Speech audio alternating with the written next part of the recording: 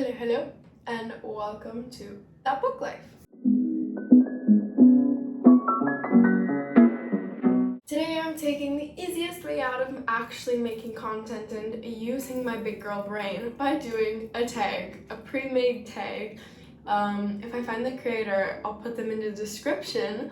But look at me doing the booktube newbie tag and not having to think of content, and now doing the mid-year freakout tag and not having to think of content, just answering some questions. Basically, it has been half of 2021. That's pretty insane to think of. It's felt like a very long and awful year, but also gone by pretty quickly. If I think back to where I was in January, just so much has happened and so many great things and not so great things, but that's every year, right? So far this year, I read 22 books, going on 23 very soon, but I think I read about 4 last week, so that gives you an idea that truly, like, up to the end of June, I only read like 18 books, which is quite little considering my Goodreads goal is 100 for the year. So I'm very far behind. However, last year I ended up reading 69 books and I think I was only at 13 this time last year. So clearly just the summer really gets me in a reading mood, and with the heat outside, I love reading while walking. Recently I've burned through books because of that, and in the summer there's no snow or ice for me to fall on and it's not chilly, so I don't need my gloves. I can hold my book and walk and read at the same time, so it makes it a little faster. Also, I think the holidays are such a reading season. I love when I go home and I see my family and just spend all day reading on the couch, just surrounded by them, and I don't know, I read more in the second half of the year. Can't really explain why, but I do. So let's actually get into the tag. The first question is, what is the best book I've read so far this year? I only shelved one book on my phenomenal reads on Goodreads. I think I have 11 books on there, and those books are phenomenally written and they stay with me. So that's kind of the criteria to be on there. They're all 5 stars. I don't really like giving 4 stars. I don't know why. It's usually a 3 or rarely a 5.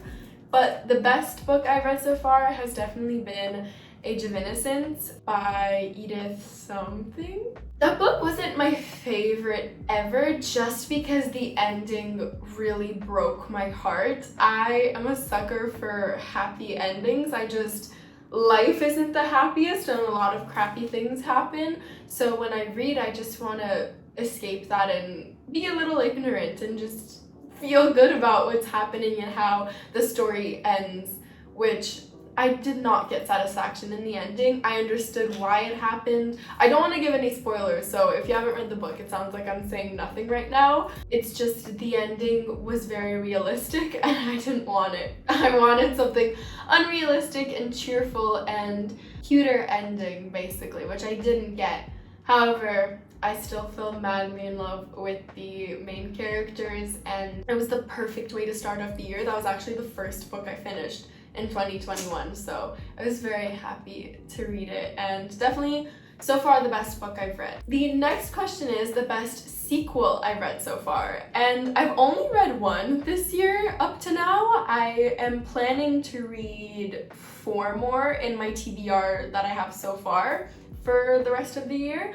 But I read the second book in the Grisha verse, or the Grisha trilogy, and that was Siege and Storm. I actually finished it yesterday. I'd have to say it's the best sequel I read so far because it's the only sequel I've read this year, but I only gave it 3 stars. Same with the first book in the series. I'm very excited to read the duology, 6 of Crows and Crooked Kingdom, because those, just a lot of people enjoy them more than the trilogy. I really wanted to read the trilogy because it's just so popular right now and I wanted to know if it was really good. So the sequels, the Siege and Storm, 90% of the book is nothing. Like, nothing happens. It feels a little illogical to me how the story progresses, and I find myself kind of hating the 2 main characters more and more each page. I just don't really like them, but oh, the new character this book. Oh, I love him. I tend to like the ones you're not supposed to like the Darkling and Nikolai, but anyway. So yeah, it was the best sequel I've read because it's the only sequel I've read. Now, a new release I want to read but haven't yet. So I had to go get it, but I actually just started this last night, and it is Second First Impressions by Sally Thorne. I won't go into too much detail just because I actually mentioned this in my Hot Book Summer video, so I'll put that up here and you can hear more about this book. It came out last month and I got it at Indigo the day it released, and I just didn't read it for a month and a half, and I'm finally reading it. I just started. Since I already started reading it, I also wanted to give like another answer to this question. And another new release, it came out in January 2021, that I'm really looking forward to is the third book in the Cursebreaker series. It's A Vow So Bold and Deadly. Bad news is the first two books have averaged like 4.5 stars on Goodreads. This one I think has 3.3 or like somewhere in the threes. And that is so disappointing to me because I'm so intrigued to find out how the author tied off the trilogy, since I loved the first two books. And I can't remember if I bought this book like in January. I think I did when it came out. All right, the next question is my most anticipated release for the second half of the year. And that 1000% is Beautiful World, Where Are You by Sally Rooney. I loved Normal People, although it broke my heart. And I read Conversations with Friends this year and also quite enjoyed it, so I'm so excited for her new release. And I forget when it comes out, but I think it's near September. Question 5. What was my biggest disappointment so far in the first half of the year? I think it would have to be The Invisible Life of Addie LaRue. I just did not really like that book. I listened to it, so it was on Audible. I got the audiobook version. The book took place during so many important events, like so many important historic events, because it spans over hundreds of years. And it feels just very, very ignorant and entitled. I just didn't really like Addie either. I did not like her as a main character. I liked the beginning of the book because it was more intriguing. The middle felt extremely slow, and I get that that's kind of the point because it's so many years and so many stories coming together. I also didn't really like the guy, I already forgot his name, Harry, I think. Wasn't a big fan of him. It just felt like such a pity fest when him and Addie were together. I understand it was sad what was happening, I don't know. I didn't really enjoy it. I just felt like it overlooked very important things that were happening back then, and it was just this like white entitled girl going through life and complaining about things but not really experiencing the important things and like taking that to heart and learning from it. I don't know, her life lessons throughout the book and Revelations just felt unimportant to me. I was really excited for it because I'd seen that book quite a bit on social media, like in the book world, and so I was surprised that so many people spoke so highly of it and recommended it when I didn't like it. One thing I will say though, I kind of liked the ending. I guess a lot of people thought it was sad or a weird ending, but I liked it for this book. I thought it was like it made the book more bearable by the end and more worth it. Oh, I also want to give a shout out to this book right here, Improbability of Love. This book sucked. Like, it was no hate to the author, but it was, again, so entitled. And honestly, it just feels like the author's way of saying, look at me, I know so much about art, I'm so sophisticated and smart. That rhymed. And the story was boring. I didn't like it. The first like 50 pages were so intriguing because it was from a lot of people's different point of views. The art piece that it's about had chapters like from its point of view, but then they just got cocky and I really didn't like it. I rushed through finishing this book because I'm one of those annoying people who need to finish every single book they read just in case the last 20 pages make it all worth it. But it didn't make it worth it. This book was just, I really didn't like it. And I've owned it for 4 years and started it 4 years ago and never finished it. should have left it that way. Alright, next we have the biggest surprise. So I guess something I just wasn't expecting to like as much as I did. And that'll definitely have to be Sapiens, the graphic novel. My dad has owned Sapiens for quite a while. I know he owns Homo Deus, I think I said it wrong, and 21 Lessons for the 21st Century, I believe, is by also the same author. And my dad has read them all and has recommended this author to me, and I just never got around to it. And I actually had lended my copy of Sapiens to someone when I wanted to start reading it. And I worked at the bookstore, I saw the graphic novel version, it looked beautiful, the illustrations, so I bought it and read it pretty quickly and actually really enjoyed it. So I'm excited to maybe this year read the novel version of Sapiens, but I was quite surprised because I like very specific nonfiction and I just didn't think I would like this. It was a fun way to talk about history and it was very intriguing. I found it very fast-paced and always discovering something new like each page, which made it feel almost like fiction because I was going along and discovering more and more about our past and Sapiens and kind of evolution. So I was really surprised that I enjoyed it so much, and I really hope I get around to reading the original, like the book version of Sapiens. The next question is my favorite new author. So this can be like a debut author or just new to me.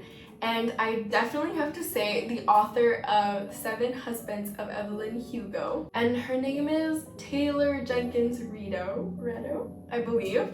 I just adored her writing. I really liked how the story progressed. I liked the plot twist at the end. I really didn't see it coming.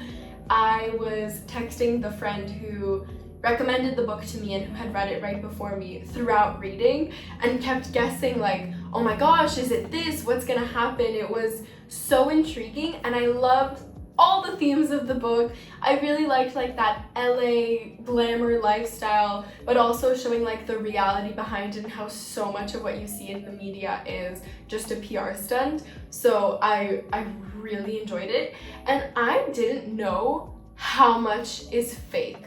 Like this book felt almost like an educational book because I learned so much about how being famous works, and I was doing research after reading it because I was like, okay, how much of what the book said actually happens in real life? And it was insane to see. And again, the author did such a fantastic job by shedding light to it, but making it so interesting, and the storyline and the mystery, I adored it and want to read more by this author. The next question is, who is my newest fictional crush? Honestly, I think it's the Darkling from the Grisha verse. I just love me a bad boy. I really liked him in the first book, and then we find out like that little plot twist, and I liked him even more because of that. The next question is, who is your new favorite character? And I think I'd have to say Amy March from Little Women. I just loved her from the start. She definitely gets a little bit more attention,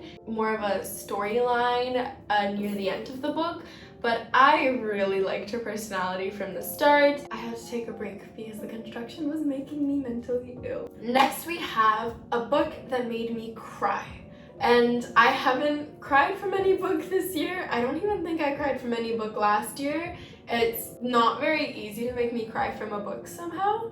But definitely the saddest book I read was Age of Innocence, just because the ending was so realistic and depressing that it kind of put me in a weird state for the next day, where I really had to sit down and accept that that is reality and the ending makes sense and would happen if the story played out in real life.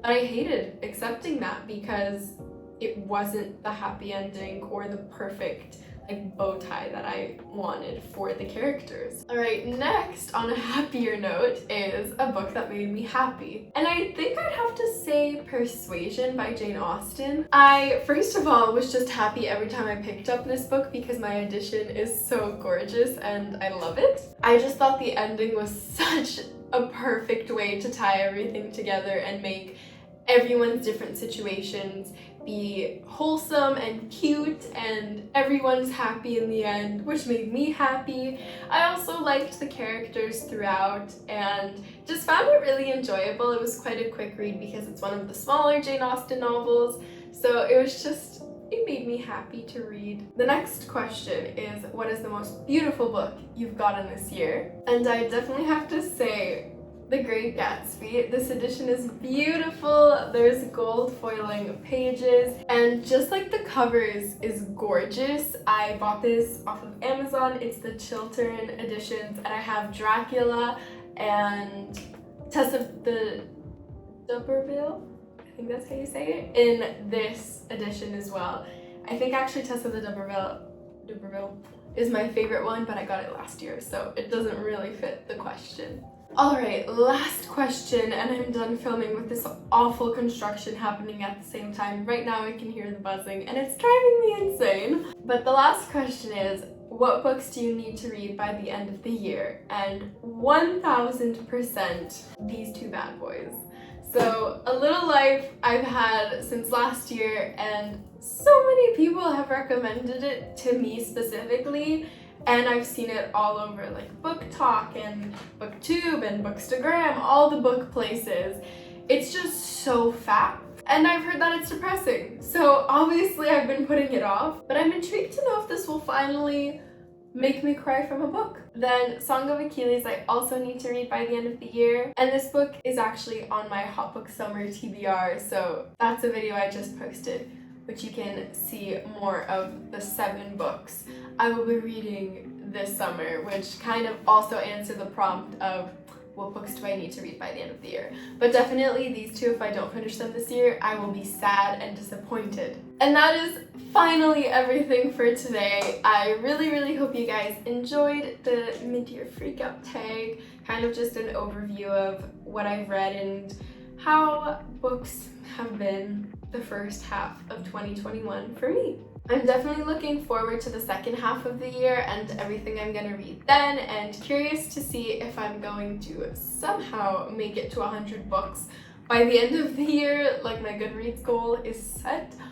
So that'll be a challenge, but hopefully I can do it. You can check out my blog and my Instagram. Everything is linked down below. And if you liked this video, I'm happy for you because you watched it this far, and it would be quite unfortunate if you made it all the way here and didn't even like it. So I hope you did. Have a wonderful day, night, middle of the night, whatever time you're watching this. Make sure to drink water or pink drinks to stay hydrated. And yeah, bye!